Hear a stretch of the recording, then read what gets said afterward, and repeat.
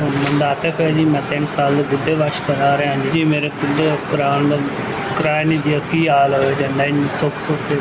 ਬਿਲਕੁਲ ਸੰਗਲੀ ਹੋਇਆ ਜਾਂਦਾ ਜੀ ਘਰ 'ਚ ਕਮਾਈ ਕਮਾਉਣ ਵਾਲਾ ਸੀ ਉਹ ਹੀ ਮੈਂ ਹੀ ਮੇਰੇ ਗੁੱਦੇ ਕਮਜ਼ੋਰ ਹੋ ਗਏ ਗੁੱਦੇ ਵਾਸ਼ ਕਰਾ ਰਿਹਾ ਨਾ ਹੁਣ ਕੰਮ ਹੁੰਦਾ ਨਾ ਕਾਰ ਹੁੰਦਾ ਪੰਜ ਪਿੰਨ ਕੇ ਮਸੇ ਜੀ ਆਏ ਮੈਂ ਤਾਂ ਵੱਲਦਾ ਹੀ ਆਇਆ ਬਸ ਜੀ ਘਰ 'ਚ ਸਿਹਤ ਕਾਰਡ ਚੱਲਦਾ ਸੀ ਬੜਾ ਸੁੱਖ ਸੀ ਮੈਨੂੰ ਜੀ ਇਲਾਜ ਮੇਰਾ ਫ੍ਰੀ ਹੋ ਜਾਂਦਾ ਸੀ ਜਦੋਂ ਦਾ ਸਿਹਤ ਕਾਰਡ ਬੰਦ ਹੋਇਆ ਜੀ ਮੇਰਾ ਵੇੜਾ ਹੀ ਗਰਕ ਹੋ ਗਿਆ ਜੀ ਐਵੇਂ ਠੁੱਡੇ ਖਾਂਦਾ ਫਿਰਨਾ ਜੀ ਸਰਕਾਰੀ ਜਾਣਾ ਹੁੰਦੇ ਨੇ ਪ੍ਰਾਈਵੇਟ ਜਾਓ ਤੇ ਪ੍ਰਾਈਵੇਟ ਜਾਣਾ ਤੋਂ ਉਹਨੇ ਪੈਸੇ ਲਿਆਓ ਪਰ ਠੁੱਡੇ ਨਾ ਵਾਸ਼ ਹੁੰਦਾ ਪੈਰ ਸੁੱਜ ਜਾਂਦਾ ਪੇਟ ਨਿਕਲ ਜਾਂਦਾ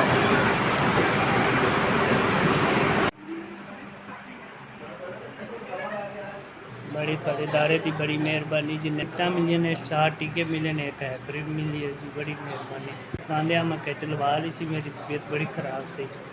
तेल ना मेरे को ने एक लवा ली तेल मेरे को है थोड़े दारे का बड़ा शुक्रदार किता निकल जी जिंदगी और बस किटा ही आन दसी आए यही साड़ी जिंदगी जी जलन ये कैंप लाहौर लगा सी सानू उदन भी समान मिले कैंप तो बाद फिर सानू समान मिले कैंप तो बाद फिर सानू दूसरी बारी मिले पर थोड़े दारे ने साडे ते इन्नी मेहरबानी की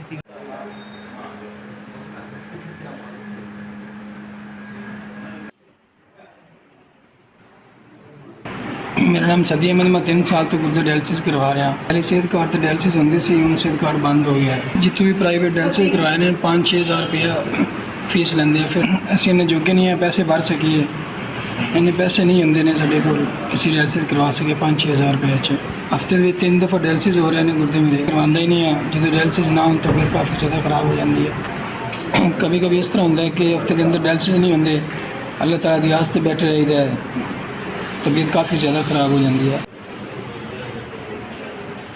बहुत मेहरबानी आपका शुक्रिया आपने 4 किटें और 4 टीके और फ्री हमें दी है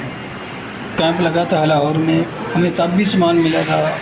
और फिर एक दफ़ा हमें मिला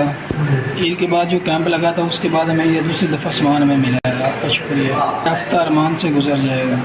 आपके इदारे की बहुत मेहरबानी शुक्रिया।